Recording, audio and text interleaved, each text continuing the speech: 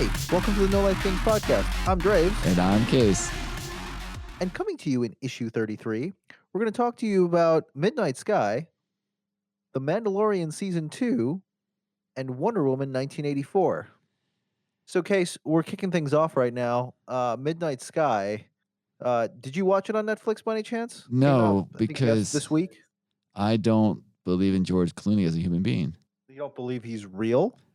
I think he's a figment of imagination, yes. Well, all right, so here's what I know about George Clooney. He was in the Batman movie. I'm not saying it's a bad Batman movie. He was in some other movies. And recently he appeared on some talk show where he claimed to use a Flowbee to cut his hair. And so Flowbee sold out this year for the holiday season. That's basically what I know about George Clooney. The Flowbee. It's the vacuum cleaner cutting hair thing from the 90s. Oh, that thing. Okay. Yeah. Now I know. I would like to point out that George Clooney is probably making films every year. And when he's making a film, he has a stylist. He's doing his hair every day before shooting. So the only time he'd be using a Flowbee is between whatever movies he's making. So I'm doubting he's using a Flowbee to do his hair that often. But maybe Flowbee wants him to say he is. I actually don't. I like George Clooney, to tell the truth, in lots of things he's in. But very odd that a lot of people talk about Flowbees. What would you say your favorite George Clooney movie is? Ocean's 11, maybe? Is he in that one, right? Yeah, I think that'll be mine too. We say that, as I said, I like him in things, but can't remember that many other films he's in other than, well, he's in Batman, right? He's in, I know TV shows he's in, but none of those were of this type of thing I watched, so didn't really know him at the time. I'm assuming there's some, oh, no. There's that one, Coen's brother movie. Oh, I know which one you're talking about. Yeah. Oh, Brother, Where Art Thou? Yeah, I love that movie. Yeah, that was a good one. Point taken. Midnight Sky. Let's talk about it because we're going way too long on this topic. Yeah, so I watched it. And glowing review. It is, it's an interesting one. Well, at least tell us what the premise is. So essentially, there's a cataclysmic event on Earth, and George Clooney's character stays behind, and the plot honestly seemed a little hard to parse, but it seems like he was staying back to basically warn others to not come to Earth and to tell them what the rally planet they're supposed to go to is. So he's a radio operator. Yes, I guess that makes sense. Essentially, it sort of circulates around this idea that he's trying to contact ships to tell them not to come to Earth. Honestly, here's the real truth of it. It is probably not worth watching. So I just have it. Did you get through it at all? Time with this one. Oh, no, you have not. I did, but it felt like work. Right. I would have rather have been working than watching that movie. And it wasn't because of George Clooney. I thought he did. I thought he did a good job. It's just the writing and the direction. Something's the movie didn't come together, and it's got a really good cast too. Yeah, the only thing I remember from the trailer, it seemed like there's this little girl involved, and I assumed it was his imagination that was spurring him on. And I was gonna wonder if you could spoil that, so I don't have to watch it to find out. Do you want to know if the girl was his imagination? Yes. That's correct. The girl was his imagination. All right, perfect. I don't even feel bad about spoiling the movie because I just don't think it's worth watching. If anybody's wants to complain to me about spoiling the movie, I just saved you 2 hours of your life.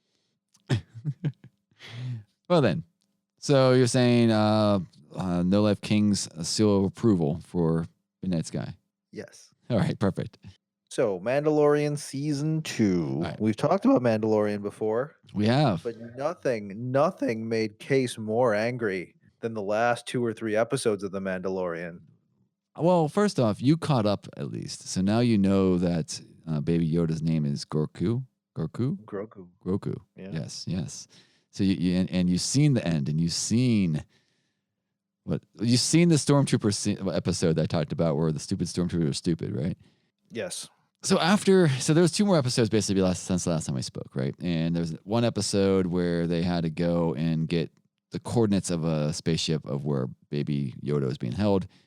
And so they went to this planet That episode is actually pretty good. So there's this fight scene where he's on top of a moving truck where if there's too much, bouncing or movement, the unstable crystals inside the truck will blow up and then he'll die. And there's what they called pirates, but I don't really think they're pirates. I think they're just local people trying to defend their world against the Imperial forces. I don't think they're just trying to steal shit, because if you're stealing shit, you're not trying to blow it up. But there's a really cool fight scene of Mando on top of one of these trucks as it's driving. Oh yeah. That I thought was really, really well done and made me like Mando a lot more. Like, it was a really good fight scene. So I thought that was pretty dope. And then I think the whole episode was pretty nice. It was like, breaking into this building, pretending there's this really good scene where you learn about, what was it? It was like the one guy, the guy they broke out of jail. He was on a mission where like a captain sacrificed like all the stormtroopers, but he survived. And the command, it was like, the commander was like, well, yeah, but they all got to die for the glory of the Empire, And this guy's like, what the fuck's wrong with you, right? And so he actually, that's why they get caught and they have to fight their way out. I thought that was like a really good, tense scene. And you had Mando take his helmet off for the first time with no hesitation. Like, he had to first off, the security on the Imperial device was you have to see your face to access it. That was the security. And Mando had to do it because the other guy couldn't go in there because people would recognize him. But what kind of security is that? But then that guy went in there anyways. Yeah, but also like the iPhone, like that would be like if I pick up your iPhone, as long as you can see a face, it would unlock, right? Why wouldn't he have to be registered as an Imperial person for that to work? Like, that security makes no sense. You're clearly not a security expert, Case. Apparently not. So Not familiar with the security of no security. It's like, well, people with helmets on, we can't trust. Masks mean you're bad. But if you can take your helmet off, you must be good. It's like really odd. Well, a bad person would never take their mask off. But it was like, the one thing I liked about that moment at least was the fact that when he knew he had to take it off, there was no hesitation. He was like, because he cares so much about Baby Yoda now that he's torn about taking his helmet off for the whole episode because he had to change from his Mandalorian armor into the Stormtrooper armor. But at that moment, he just like ripped it off, right? He's like, I want to get Baby Yoda back because he's my buddy, type thing. So I thought that was pretty sweet. And if I would, we're going to have to get the last episode, but if I'm talking up to the last episode, I think it was a pretty positive season. Like me and you talked about a few times. It's not like a through arc. We're not excited about every episode coming up. But when I watch an episode, I kind of enjoy it. I'm not like, itching for the next episode, but I'm not also like upset that I watched it, So it's been some really good ones, some really bad ones. But overall, I think it's been a pretty good season. Then we can talk about the last episode. But where do you stand up to the last episode? I don't have a problem with this season the way you seemingly do. I'm not gonna. So like, I'm in kind of like this weird camp, whereas I'm kind of like not You don't like Star not Wars super anymore. into it, and I'm not super against it. Part of it is I've been kind of I've always been kind of in the middle on Star Wars. Like I like the movies, but not like so much that like I'm not really into it. And look, here's the other thing with the movies. I feel like 50% of them are good and like 50% of them are bad. I would say it's higher than that. Like 60 to 70% are bad. But So, we're talking about a franchise where most of the cinematic material that's out there is bad. How can we have this much devotion to Star Wars? And I get it that it was the first sort of like thing of its kind. I get that, for a lot of people it's like a childhood thing. I get for a lot of people it's been passed down. It's like generational. Like, I have memories of watching Star Wars with my dad. I get that. But at the same time, don't you usually have fonder memories of watching good things with your parents versus bad things? well, I think what I would say is the one thing Star Wars did, and it can make this make more sense in my world, is the whole world building of the Star Wars. It has a really, really good universe that it builds in those first three movies. And those first three movies are really the pinnacle of the whole movie trilogy, right? And so it started with a really, really, really strong foundation with a lot of depth and character growth and a really interesting like world to explore. So a lot of things could be built out of that, right? And so people can find their their own niches.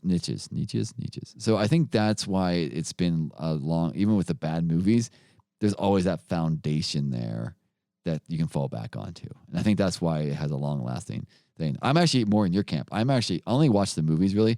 I've read some of the comics randomly. I never read them like seriously. It was just always, I heard there's a good story. I would read it. I had some toys, right? That's basically it. I never read all the books, and I think I've read one actual book in the Star Wars universe. I never like did anything beyond just the movies, and that's where I got most of my love for Star Wars. But it's also because the first 3 episodes made me love it, and the prequels were so bad. Like I watched it with my brother, and he fell asleep at the theaters. They're so bad, but they were bad. But the foundation was still there, where you can always fall back to that. You can always fall back to New Hope. You can always fall back to Empire Strikes Back, and that's why I think it can stay around, because you always hope they can capture that feeling again.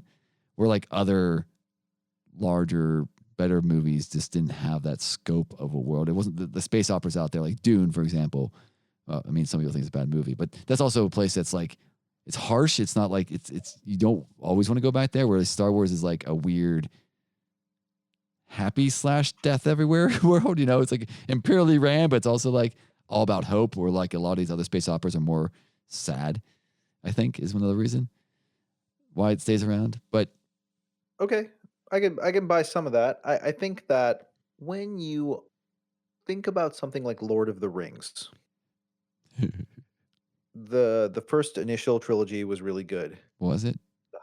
The Hobbit trilogy, not so good. Did you ever go back to the Lord of the Rings? But the difference is the Lord of the Rings already existed in the world since like the 40s, right? It already had books, and people would love these books, the Sumerian tales, and Oh, I see all your the point. That Star Wars didn't it was exist as a book thing. first. Yeah, so it was there. That's why there's like, so that's where people fall back to, is that foundation, not to those original movies, right? Okay, Star Wars, it wasn't a I thing until Star I, Wars, the first movie came out, and that's its foundation. I will say this: the Star Wars books I have read, by and large, I've enjoyed more than the movies. That's funny. See, you actually read more books than me. Well, what happened is, I think recently, I think it was about this time last year, actually, funnily enough. It had to be this time last year because then the world went into lockdown. I was in Portland visiting some family, and uh one of the people behind the counter at a restaurant, we were talking about the new Star Wars movie, and he recommended I go read the Darth Bane trilogy. All right. Yeah.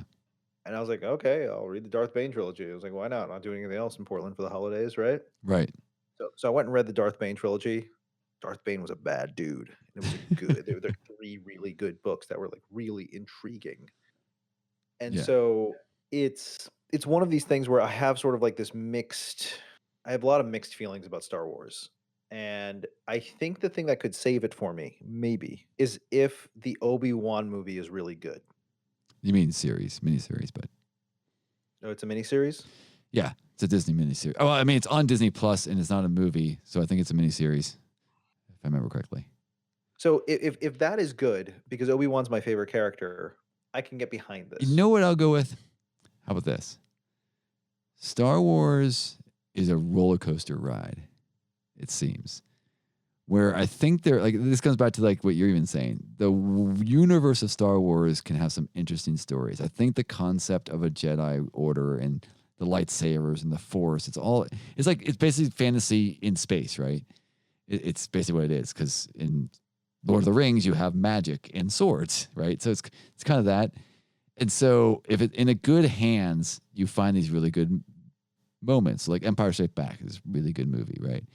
The books you read, a really good book. So anyone that like you get one of those things, and then you spend some time in that universe hoping to capture that feeling again.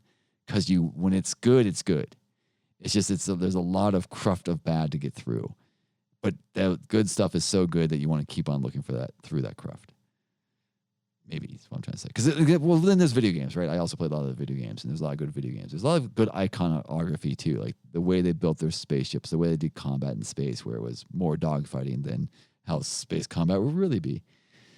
All those choices really make it so you're kind of excited to be in that world, even if it's a bad moment. I don't know. Yeah. It would take a lot for me not to want to go at least check out something that's Star Wars. I might not stay around for it. There are some cool scenes in Star Wars. Like I feel like That's what I'm that saying. is more like so you're saying it's all about like okay, I think I get what you're saying now. You're saying it's all about like the highs. Yes. Like these little moments that you get and like even if you have to go long stretches without that, you're okay with that. Yeah, I'm thinking like even in like Star Wars: The New Hope, right? The the movie itself is actually a pretty good movie. Like for a while I didn't watch it for a long time. Like maybe that movie was actually bad, so I went back and watched it. I'm like, that was actually a good movie. It's actually really well made. But even and almost anyone who watches that, when they blow up the Death Star, it's like this iconic moment now for like anyone past the 78, right? That like everyone can picture what blowing up a Death Star is like, and that was like a super epic moment, right? And I think that moment that was like allows me to see 2 or 3 bad movies and not and still maybe go back for a fourth because just in case that comes again, like it's a really weird because there's a lot of garbage Star Wars out there. I just tend not to read a lot of it. So as long as I get some good moments, like even like in The Last Jedi of the new 3 movies, I think personally Last Jedi was my favorite. But there's some scenes I didn't like in it. But there was like some scenes that were like really good. I thought too that made me like really like Star Wars can be really good. Give me more of that. It's almost like taking drugs. So when you get that really good high, you're like, I want more of that. I mean, I've never taken drugs, but I assume that's what it's like. Mandalorian, the last Yes. episode. Yeah. Let's get So, to that. so my biggest thing over the Spoiler alert. yes, 100%. So one of my biggest problems in the last movies, at least, and we talked about this in a different issue. I was fine with Force Awakens. Yes, Yep. it was definitely a retread. It was definitely like almost beat the beat to like New Hope. It definitely had a lot of things. It introduced some new characters though. It almost was one of those things where I felt like I didn't have Star Wars for like 30 years because I didn't like the prequels. That it was almost like, hey, I just want to remind you what this universe is about. So yes, in retrospect, it probably wasn't a great movie, but I left that movie like hyped again about Star Wars, right? And then you had Last Jedi, which is basically like, now we're gonna throw all the mythos away you kind of knew about, and we're gonna try something new. And it's like, and I was like, oh, that's interesting, cool. Let's get some new stories. And then the last one that came back, Skywalker Rising of the Skywalkers Forever, whatever it was called, basically said, no. We're just going back to the same old, right? And I left that movie going, oh God, I really don't know if I can take Star Wars anymore. Until I saw the Mandalorian first season. We kind of talked about this. I was like, Mandalorian's first season saved me from leaving the Star Wars universe. Like the first episode was like, it wasn't great, but it was like, oh, this is kind of fresh. So let's fast forward to this last episode, and this is where the spoilers come in. The whole episode is them going to, I can't remember the big bad's name. All I know is he has a black saber, and that's basically all I can remember. They finally go to his ship where Baby Yoda's being held by him, and they're fighting their way through. It's okay. I mean, it's not the best fights. One of the best fight scenes is Mando versus they have these robotic stormtroopers that are death troopers. I think they're basically from old video games, and they're fighting their way through, and they free Grogu. They're at the end, but they're stuck. They're all the main characters are all stuck in the cockpit. Right? You have Mando. You have the new Mandalorian from the Clone Wars. You have whatever that wrestler's character's name is. I really should remember these names. And you have the big bad all stuck in this room as these death stormtroopers are pounding on the door to get in. And you're like, oh, how are they going to get out of this? And then you see an X-Wing flying lazily towards it. And anyone who's been in the Star Wars world either went, I need to go change my underwear, or they've said, oh, fucking A, really? And then you watch a rogue figure wipe out the world of all these robots, which I hate the fact that they're robots. It's basically supposed to be the Darth Vader scene from Rogue One, redone with this new Jedi, Yep. but it wasn't as dynamic, I would say. Felt slower to me. It felt like monotonous almost when he was, maybe because he's just fighting robots. I don't know. And then he gets gets up there, frees them, puts out the hood, and look, it's Luke Skywalker, everyone. And I said, fuck, why? And then Baby Yoda's given to Luke Skywalker and he flies away. So here's my question to you, Kay. So if you had like a sword that could deflect laser beams, Yes. How fast would you have to move that sword in order to basically, like, not get hit when, like, multiple things are shooting at you in a closed hallway? Well, first off, I'll point out some things to you.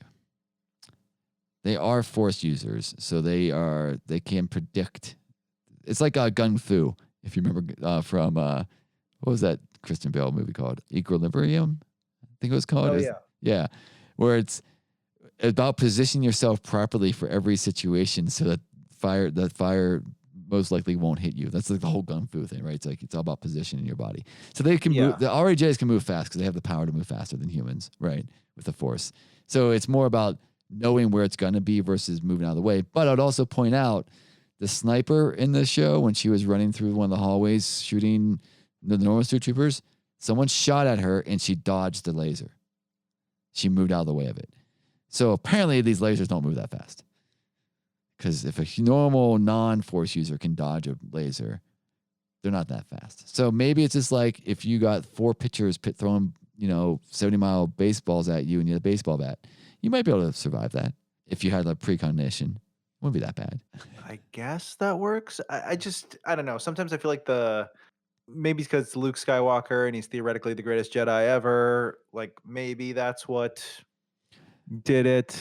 Well, I think the problem was if you watch like the Vader version of it, he's Yeah. like doing his sword stuff, but he's also like crushing people against walls and throwing people and throwing stuff at the same time. Yeah.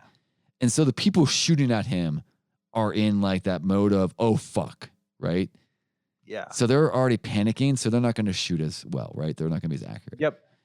When Luke went into this one, he was like moving so slowly through it and like seeming like so, it was almost like, it's like seemed so predetermined and they're robots. So they shouldn't have fear anyhow.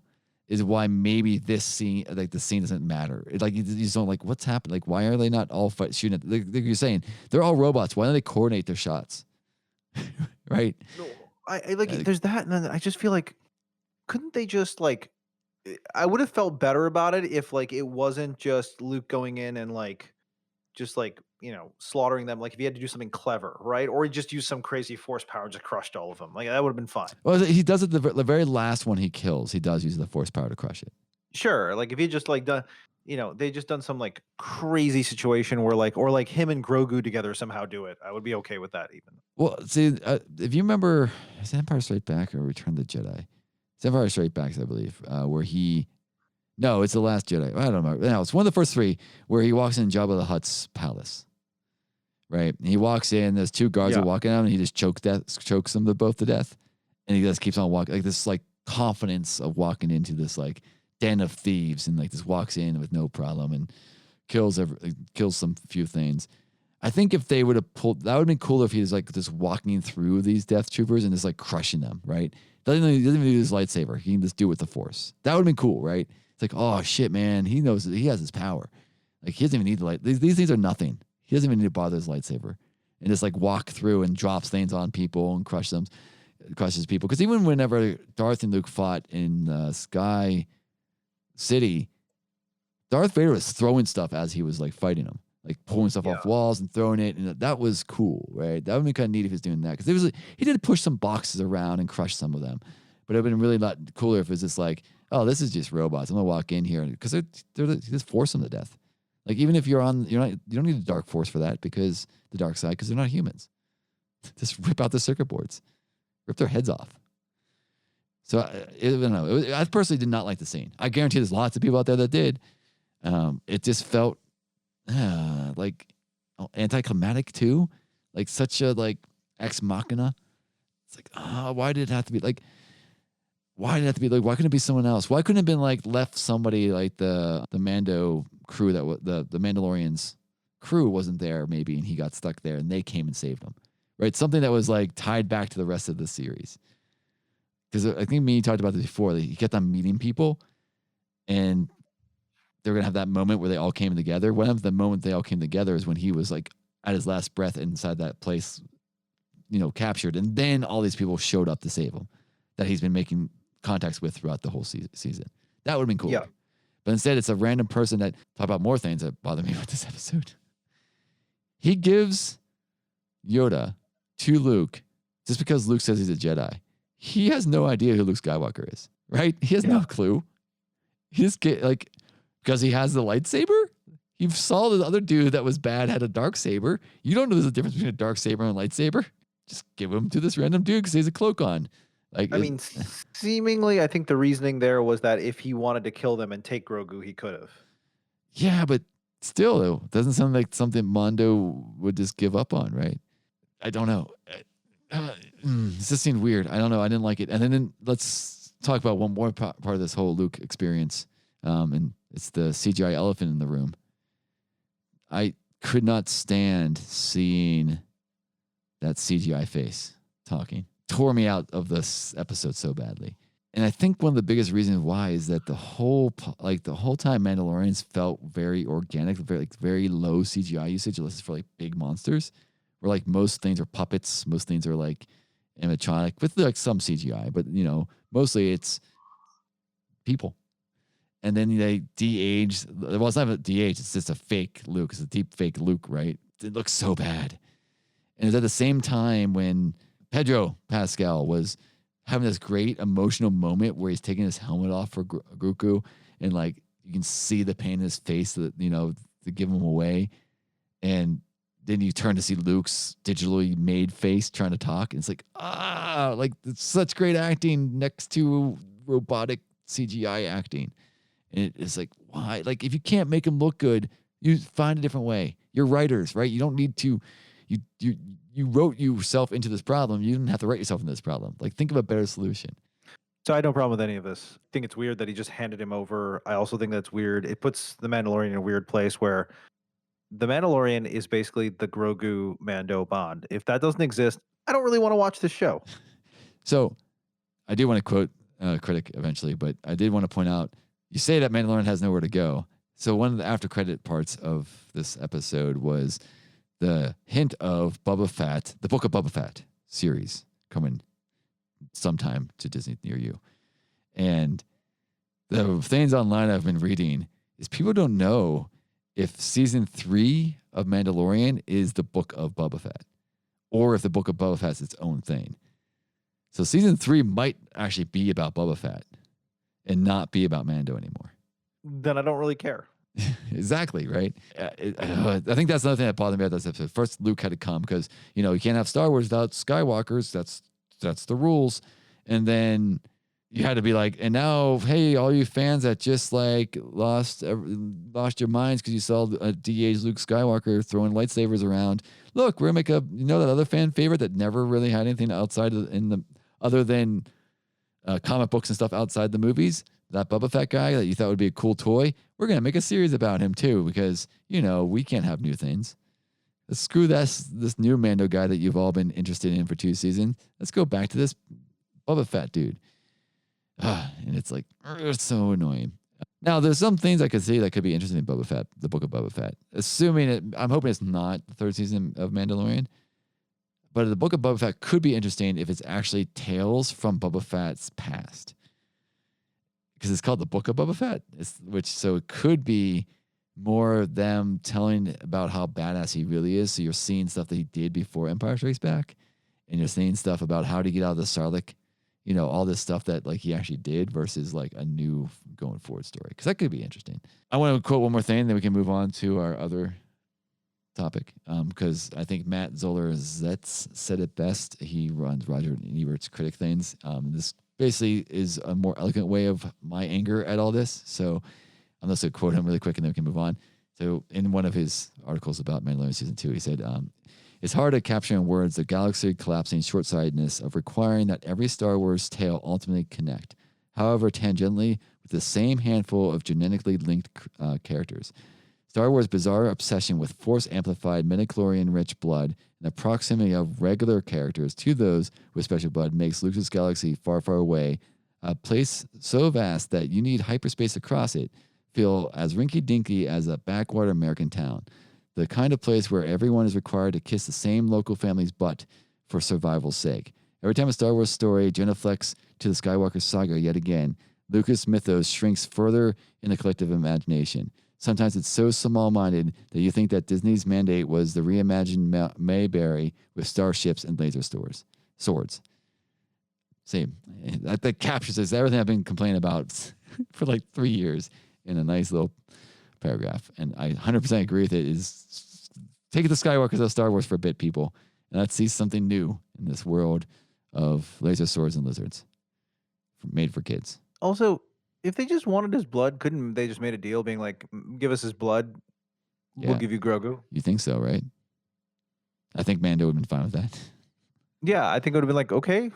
Oh, you don't want to kill him? Here, take some blood. Whatever. It's not going to hurt him. Well, I mean, as you pointed out before, if they're taking his blood, that means he has less midichlorians in his body, so he would be less powerful with the Force. Still a good trade-off. Also, I would like to point out a few things of Grogu apparently was around and trained in the temple whenever Darth Vader went killing all the kids, but he somehow survived. Also, he's now with Luke. Luke starts that temple, right? That he trains Han Solo's kid. Oh, Ben Kylo at. Ren. Yeah.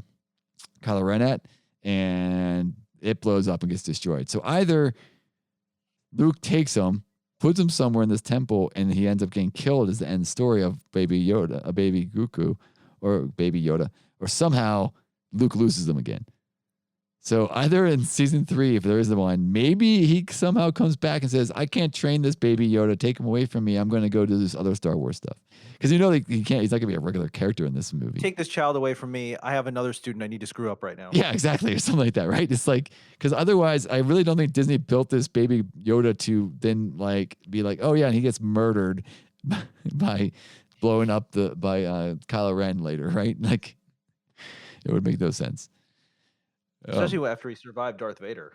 Yeah, exactly, right? It's like, what? Like, it's so weird.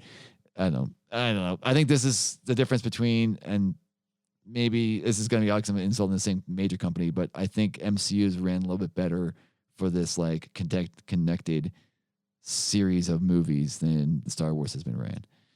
I think they have, I don't know if it's MCU has a larger pool of history to pull from, right? All the comic books and how they've done it over the last 100 years, basically, of long-term interactive stories. So they have those people that are trained, and that's their whole job as a comic book writer to help them manage all that. I don't know if that's why, but it just seems that the MCU does a better job of, because it never feels like the MCU is the Captain America story, right? It's not the Steve Rogers story, where like Star Wars is definitely a Skywalker story. And that's it, period. And now we talk about the best movie that came out in 2020 on December 25th. Man, the Oscars this year are just going to be so interesting because there's like 4 movies. You can like take your pick. Yep. So yeah, we're talking about Wonder Woman 84. I think we 1984? Yes. Well, it's technically the title's WW84, technically. But it's Wonder Woman in 1984. Which also has Pedro Pascal in it. It does. That's the running theme for this whole issue. Yeah, even though he wasn't in Midnight Sky. Shh. It's okay. It's okay. We'll erase that part of your memory. Yeah. So he was uncredited cameo. In the back somewhere. What's your opinion? We'll just stay up because I don't know how far we can get without spoiling a lot. So how do you feel after watching Wonder Woman 1984? It's fine. I enjoyed it more than Midnight Sky. I think some of that had to do with the nostalgia of the 80s. Well, that was going to be a question I was going to have for you. Yeah, I think that a lot of like I enjoyed it. I think the reason I enjoyed it was part of it was like, I don't know, it played on a lot of like the 80s movies types things and stuff like that. I don't know if I didn't really like the ending necessarily. But I thought it was an interesting concept. I thought it was done well. It was for the most part pretty well executed. And while I have problems, spoiler alert, I guess, so just stop listening if you really want to see this movie. We can talk about that after. Let me just give my quick non-spoiler. Sure, go ahead. And then we'll jump into spoilers. I think it was a well-made movie, like better than other DC movies, but I didn't enjoy the movie. at the same time. Like, it's definitely a good craft. I think it had a story and it told a story. I just didn't enjoy it. Like, I would never recommend someone to watch it. Now, here's the follow up on that. Oddly enough, you're the first person I've spoken to that actually said they enjoyed it, which surprises me because the sentiment I see on written word is it's a good movie and you enjoy it. So like when I say that, like my siblings and partners, that's a weird thing to say, and stuff like that, all really aren't into it. Me and my brother spent like an hour ranting about it. Apparently maybe it's a blood thing. Maybe I have Mandalorians in me for hatred of things fun and happy. Yeah, I think. But I think I agree with you. I think my biggest, it wasn't like I'm upset I watched it, right? I wouldn't be upset to pay to see this movie. It just wasn't anything to me. And I do agree with you, though. I think the 1984 nostalgia, I think my favorite part of this movie was when they did that opening scene through the mall, not the fight scene, but like they're just like moving from like thing inside the mall. Like the people doing exercising out in the weird spandex outfits, and then going to the next place and the next place and the next place. And then the robbery happens and the movie kicks off. That actually was like pretty dope. And like a lot of the other scenes, like I kind of like the part where they're going over doing different outfits for the 80s, right? And it's like, oh yeah, I remember all these outfits, right? It's like all that stuff is kind of cool. And I watched this with my partner, and we had to watch it in 2 sittings. Not because of the movie's fault, but just because of our time issues. And when we stopped the first part, she was like, I'm actually enjoying this pretty good. And then we started watching the second part, and she just completely tuned out, which is kind of interesting. And like explaining some of the reasons and the things that she pointed out, that was like basically things I wouldn't usually say, and people would say I'm a jerk about being nitpicky. But it actually bothered her, which is pretty surprising. So I think overall, I wouldn't probably recommend, unless you're really into Wonder Woman. I don't know the character that well from the comics. I just didn't get it, didn't like it that much, and we can move to spoilers so we can just talk more openly about that now. So I would say if anyone wants to, just you might want to stop listening now, and we can talk spoilers. I think, so why don't you tell me what you're going to spoil about that bothered you? Just the idea that people are going to recant their wishes. Oh yeah. It's just But like people are dicks. They're not going to do that. was that because the truth, she had the lasso on his leg and he was still broadcasting, even though all the broadcast systems were taken down? He was still somehow broadcasting when he was standing inside the beam of white light.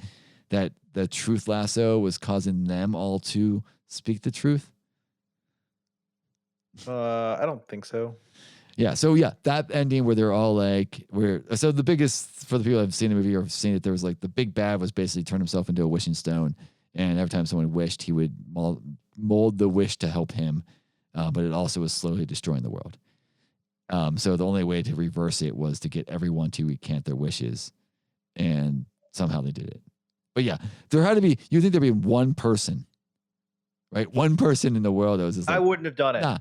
Nah, I want my wish, damn it. Like I want my PS5 and I am not. Yeah. I'm not doing anything else, damn it. It just seemed like, yeah, I agree with you, because as soon as that, like, I got to that ending, I'm like, oh, no, please don't.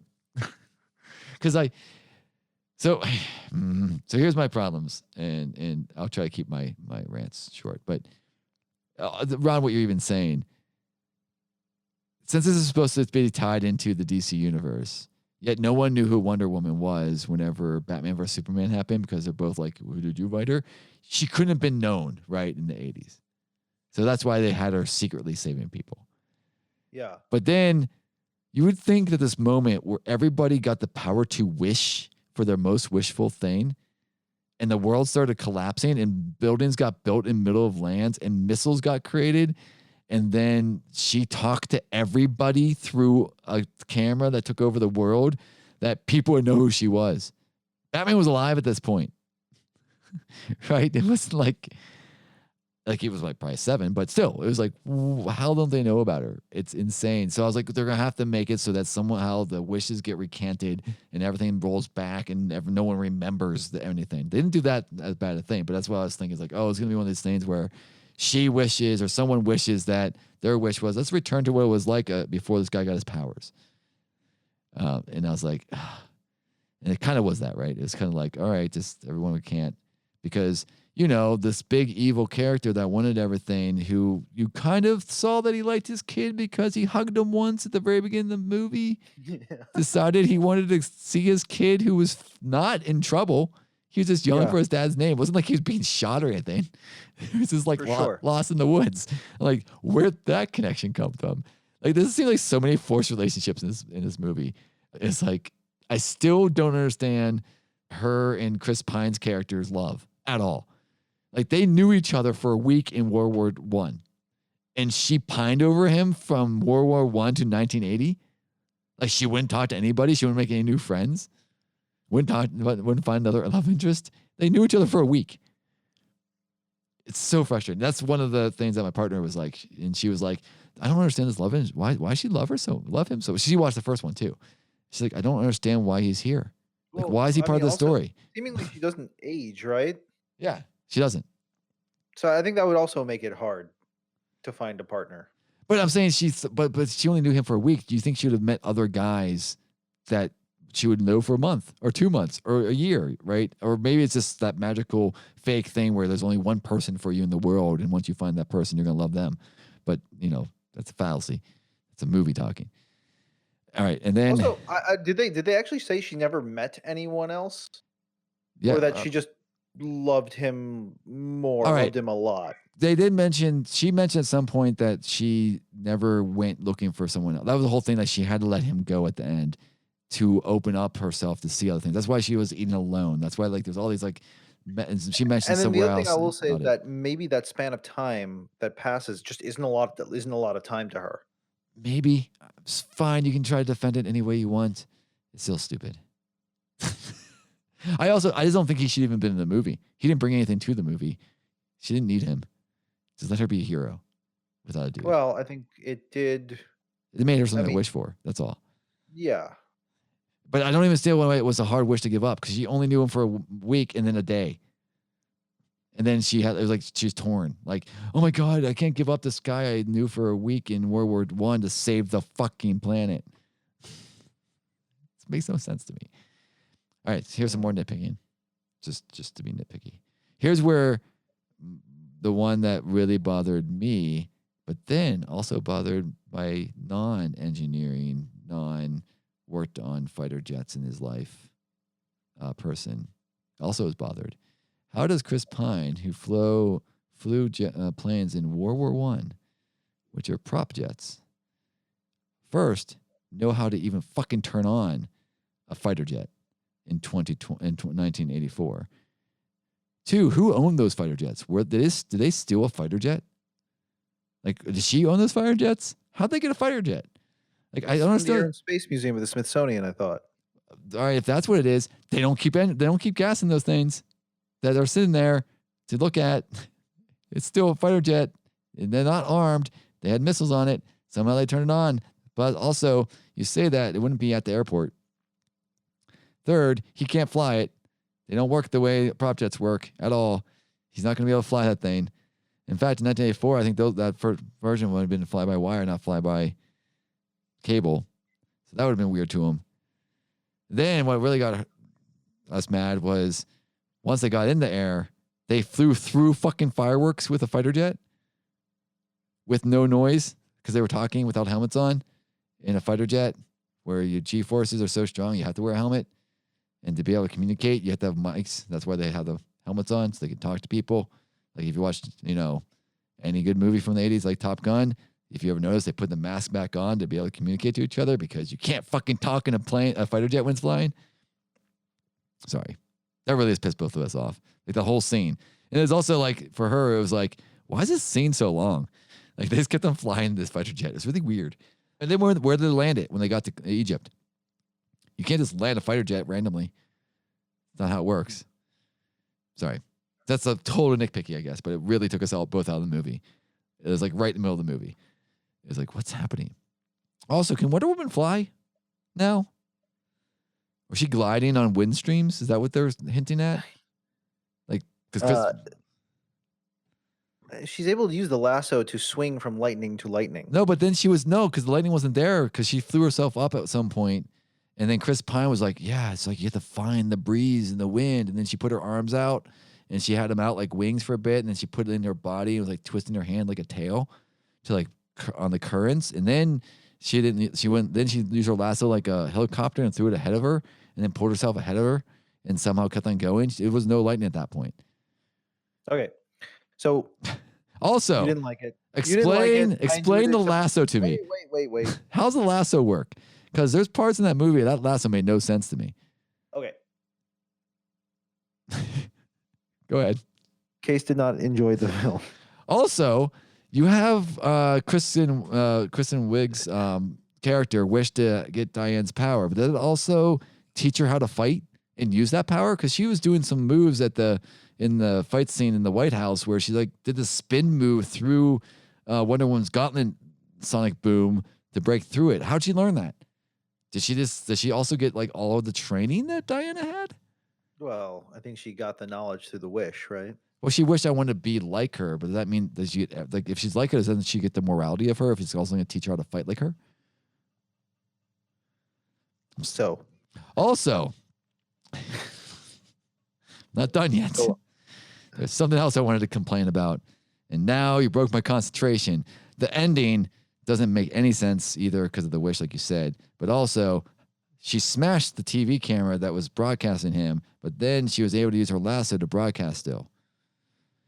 Also, the tiger fight and her fight at the end was really bad, I thought. Like the whole like CGI battle where they're like hanging on electrical wires and punching each other. Like it felt like the Luke Skywalker fight in Mandalorian. It had no energy to it. It didn't feel. I don't know what to say. All right, fine. You want to end that part where the camera got broken? That was at the ending, right? Yeah, like he was like doing it. And she smashed the camera. Also, speaking of ends. Oh my God, go ahead. If you want, I'm trying to end the podcast and I can't. I know that, but hang on. All right. He's getting wishes, right? And he's taking those wishes to manipulate him to give him what he wants. Like he gets somehow when he gives the president of the United States all the nukes next to Russia, right? He somehow manipulates that so then he has to listen to everything he says, right? He's getting wishes when Wonder Woman's walking towards him. And somehow every time he gets a wish and accepts it, it pushes her further away. But why doesn't this wish her to be gone? He has the power to make her disappear. Lastly, and then you can end this podcast, and I'll bring it up later again, probably. America wishes for more nuclear weapons. They appear. So Russia fires nuclear weapons. And then we fire nuclear weapons in return. And now there's nuclear missiles traveling in the air. And then everyone recants their wishes. So all the stuff that they wish for starts disappearing. But we both had nuclear weapons that weren't part of that nuclear arsenal. So those missiles that originally were shot, that the Russians originally shot, were part of the wish. So those missiles are still traveling in the air and will be hitting America and fucking nuking us. So what happened there, Mr. Science? If I say something, he's going to come back with another also. And I was not. I actually was hoping you could explain that one to me. Okay. No, there's missiles flying. I can't. I thought I enjoyed the film, and now it's been ruined. I just thought, okay, the ending's not great, but everything else was fine. It was entertaining, and now Case has destroyed it. The jet makes no sense. You can't fly a jet if you haven't been trained in flying a jet. You turn it on. How do you turn it on? There's no button that's like on. It's not even cars where you probably couldn't even drive a car. Actually, that was another thing. My partner was like, how do you know how to drive a car? Cars were rare in 1920s when he was alive. That's all. Also, no, just kidding. If you want to reach out to us, if you have a reaction to Case's rant. It's not a rant. It's honesty. To his honesty, you can reach us at Instagram at NoLifeKings. You can tweet to us at NLK_podcast, and you can email us at podcast@NoLifeKings.com. Hey guys, I'm out. Stay safe tonight. Cheers, everyone.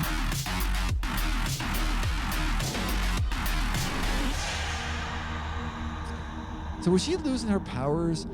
So here's what I thought would be cooler. If I was actually when whenever Kristen Wiig's character started turning into Tigra, I actually thought because her wish was I want to be like Diana. Diana started losing her powers because she was gaining her powers, and I was like, oh, that's interesting. But Diana was only losing her powers because she wished for a boyfriend that she knew during World War One.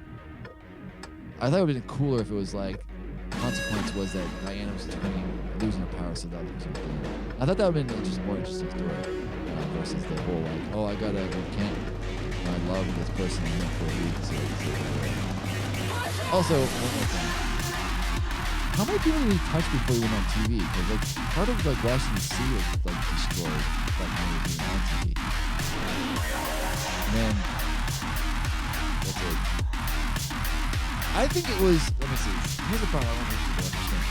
I'm not saying it's a bad movie. I'm just not saying it's a good movie, like a great movie. It was well made. It just had so many weird plot holes. All right, even the dude that he takes the body of, right? She wishes him back, and some dude loses his life for her, right? Some random dude he just takes his life.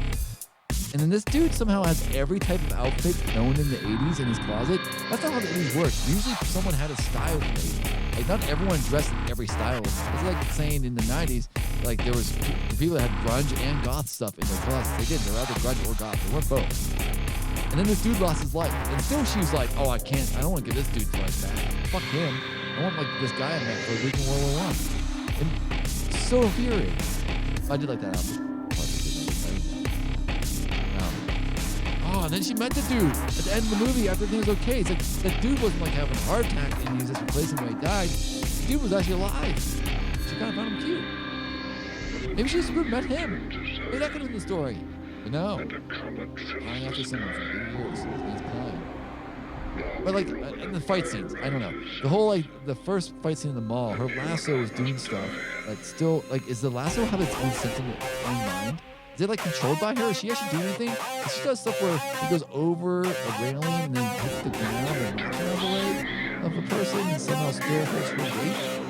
And she does one where she like comes through behind her and wraps two people up as she pulls forward. Like it seems all like illogical and it gets longer and shorter and you grab something like a lightning bolt like you said.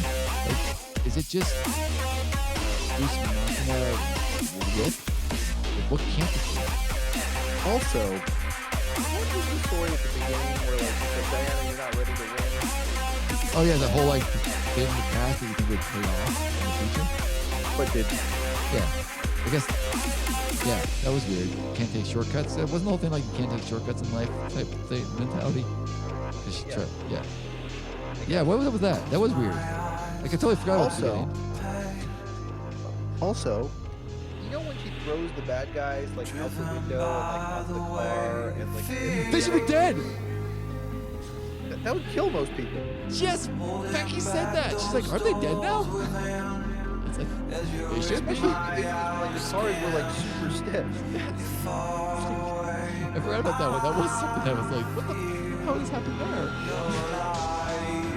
Also, how has nobody like figured out like she can't stay at the Smithsonian forever?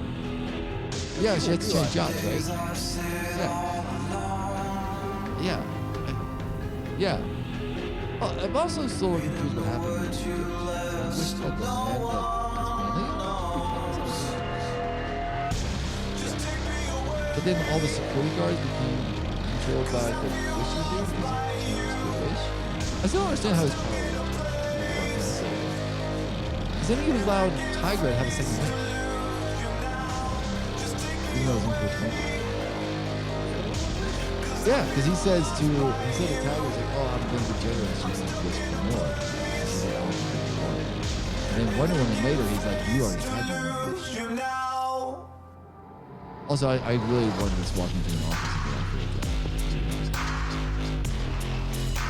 But one guy was like, walking around. You're hired. And was this original scheme just get a bunch of oil so he's rich? And he got power hungry? Or did he always know he's power hungry? Now, well, I'm trying to figure out, like, when does Batman actually take place? Batman vs Superman? Is it like in 2020, because then they might have not been around for that. Yeah, they would kill. But they would have to be part of the wish. Everyone wished. So they wouldn't Batman have to remember that he wished his parents back to life. But that would be a great scene. Have Bruce Wayne be like, "Oh, my parents didn't die," and then he had to unwish that. Because he would not want to wish that. That was his whole driving force. His dead parents.